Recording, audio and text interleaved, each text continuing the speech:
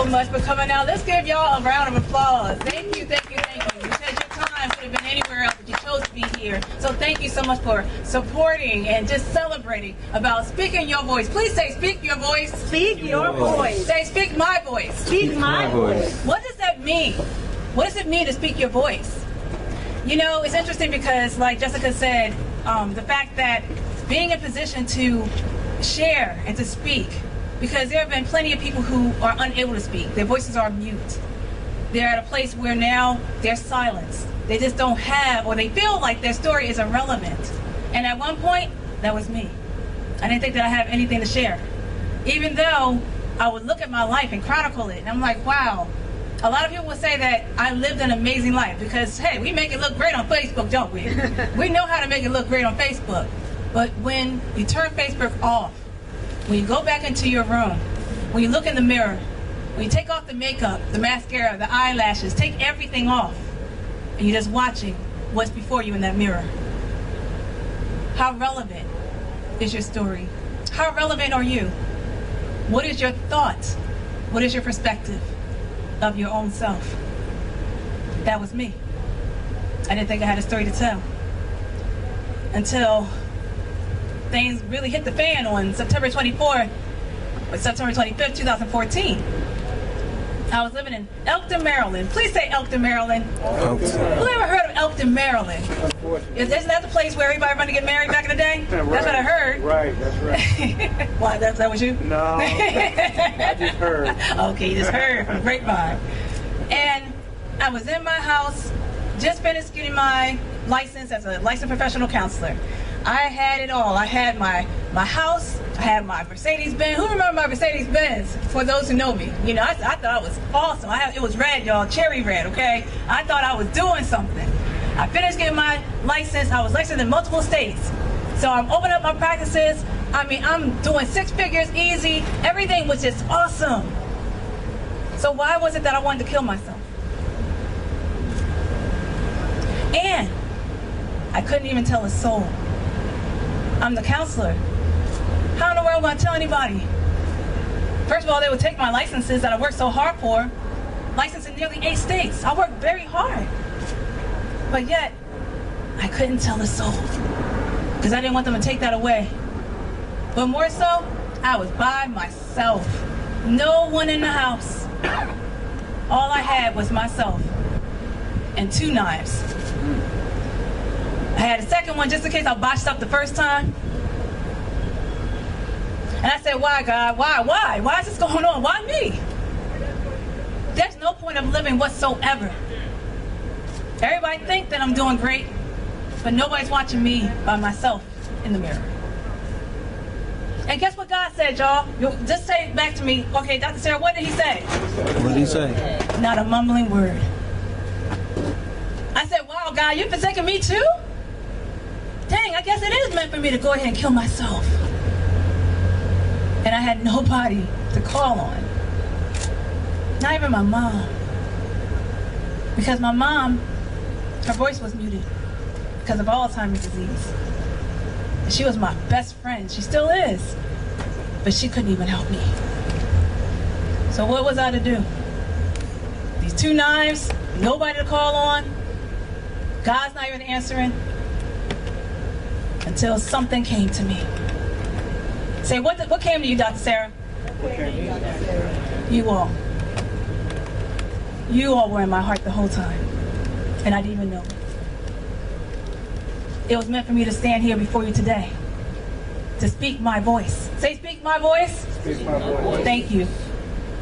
So because I had to speak my voice for you, I said, you know what? There must be something bigger, beautiful, and beyond me, that the enemy had the nerve to plant that seed in my head for me to think, to take my own life. Besides, I want to go to heaven. I didn't want to go to the other place. But what I heard, that's what happens when you do take your life. So I said, you know what, God? I'm going to give this another shot. I'm going to go ahead. I'm not going to kill myself. And I'm going to see what the end shall be for me. And here we are. Say, speak my voice. Speak my voice.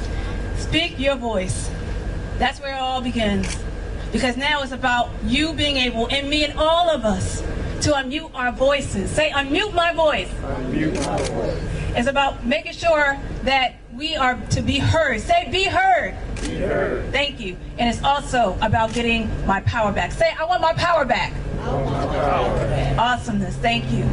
That's what Speak Your Voice is all about. It's about being able to set the captives free. I knew that I probably wasn't the only person ever feeling this way. And because of that, I wanted to make sure that I would be able to empower, to inspire, to really help to motivate the masses, so that when they were to say, wow, Dr. Sarah, you went through all of that? I can't tell. You got the fancy jewelry, you got the fancy shoes, you got the degrees, you got the houses, you got the cars, you got everything. I didn't know that you felt like I did. It's all about what we look at in the mirror and realize what we are here to do. See, here's my question for you. Who are you here to serve? Remember, your story and what you go through is not for you. It's for someone else. So never ever curse the darkness. Be that light. Be that light for those who are watching you. Because see, there are people who are watching you don't even know. You don't know who's reading your story, even when you're not speaking your voice. Say, speak my voice. Speak my voice. Thank you. So just remember that whatever you're going through, whatever challenges you have, whatever circumstances that you have gone through, and you may be at a place where you're like, you know what, what's the point of it? Or what's the point of my existence? Why am I here? Just always remember that you are here to speak your voice, to unmute your voice, to be heard, and to get your power back. So with that said, I thank y'all. I hope that y'all have a great time. We got some great stuff in store for you. I again thank you for coming. We're going to go ahead and we're going to ask the band to come and pray for just a few minutes, and then we're going to get right into it. We're going to have Jessica come back, and then we're going to get right into speaking your voice. Who's ready to hear Speak Your Voice? Say, that's me, that's me. That's me. All right now. Thank you so much. Thank you everybody for your thoughts, your just sharing, and there's no objections. It's whatever you believe is however you see it is however you see it. And what I wanted to do is go right into the reading of Speak Your Voice. And I want to read this foreword that someone had really helped me to consider writing this book. When I thought about Speaking Your Voice, I remember I was in Charlotte, North Carolina in October 2017. And with my colleague trying to figure out, well, what are we going to write about? How are we going to open up our 2018? He had a book that he was prepared to do, and he was like, well, Dr. Sarah, you got to do yours too. I said, well, Doc, I don't know. And it hit me, Speak Your Voice. It just came to me. A month after that, that's when we heard all about the Holly Weird that was going on with Weinstein, and then 71 others. Are we serious? But here's the thing. It ain't nothing new. Come on now. Were y'all shocked? I know I wasn't. Because this is nothing new. It's been going on for some time. It's just the fact that those individuals didn't speak their voice. Until now. And when one did, a domino effect. Everybody started speaking their voices. So then I said, you know what? I think the challenge is, because we have different perspectives on this topic with Bill Cosby, it had me to realize that it's still not clear, really, of what sexual assault is, what sexual harassment is. It's been going on for so long, but it really hasn't been addressed. I was 14 years old when I remember seeing, back in October of 1991, when I saw this lady by the name of Anita Hill on TV. Who remember that? Yeah. And I remember looking at it, and I remember just sitting in my house with my brothers and my dad and my mom, and just hearing the difference in opinions about this lady coming up to talk about then appointed Justice Clarence Thomas. And I was 14, so I'm listening to everybody's different perspective. Well, she must have wanted it, or she must didn't want it, and now she's mad and bitter. And it wasn't just I'm hearing this in my household. I mean, I'm hearing this going to school, like hearing it from teachers, hearing it, like everybody having their opinion about this lady who decided to speak her voice. And while he still decided, or he still became, it was confirmed for him, of course, as history will have it, he was confirmed to be the court, the justice. It's interesting that was only like over, 25 years ago? Under 25 years ago. That was still recent. To the fact that we're still now here today talking about this, trying to get clarity. So, Speak Your Voice is an eclectic blend of not just me speaking my voice or the courageous women who decided to share their narrative in my book, but it's also to start to shed light on three things.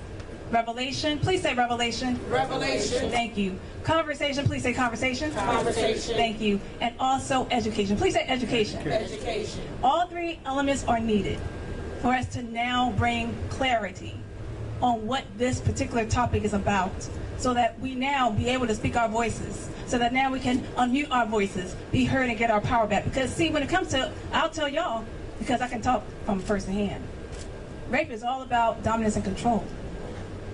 Nothing more. It's not about the sex itself. But sadly, back then it was 1 out of 4, so I guess we're doing something better. It's 1 out of 5. 1 out of 5 women will report at some time in their lives that they've been raped. 1 out of 5. That's very interesting. And the fact remains, 63% don't even report that they've been raped. They've been sexually assaulted. I know, because I was one of those numbers. Why? Why report it? Who's going to believe you? Who's going to do anything about it? And God forbid any type of retaliation or being blackballed. But here's the thing. Here's my take on it, and then we'll start to read from Speak Your Voice, the book. My take on all of this, being a rape survivor, the issue is that while, hey, maybe saying something, nothing would be done. Maybe saying something, you may get blamed. Maybe saying something, no one would believe you. But guess what? It's still our obligation. It's still our right and our duty to say something. Because remember what I said earlier, we're not here for ourselves. We're here for someone else. Even if nothing comes of it, at least you can say that you said something, that you spoke your voice. And that's how you get your power back. So with that said, I want y'all to turn to chapter 1 for me.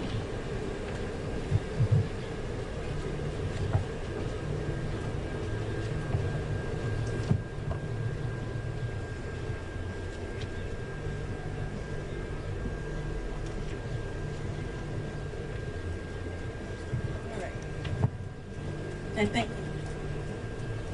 Speak your voice. Tell your truth. My silences had not protected me. Your silence will not protect you.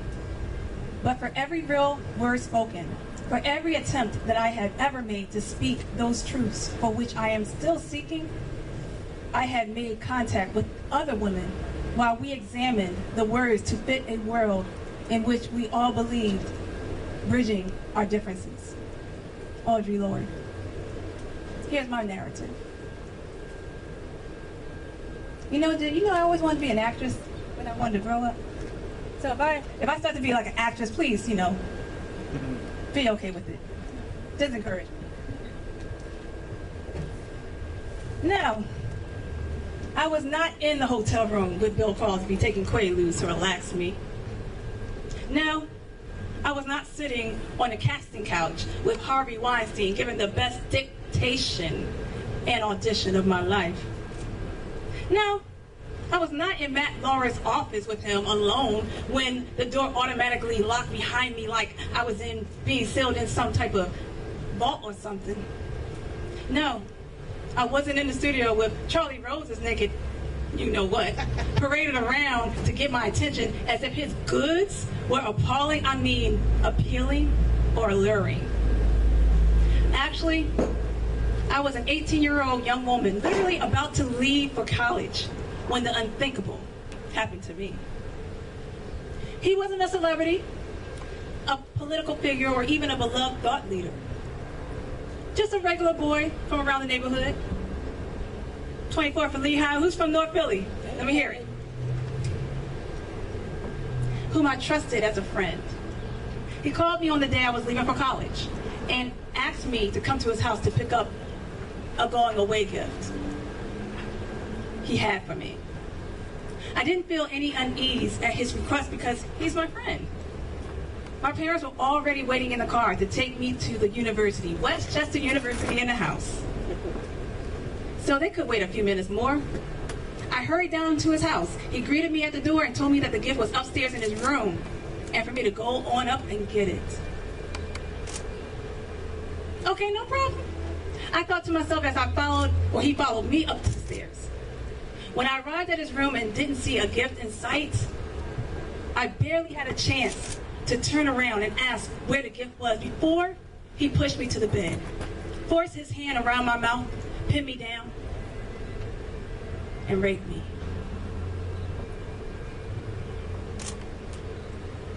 That unknown raped this unknown. Minutes felt like hours, days, years.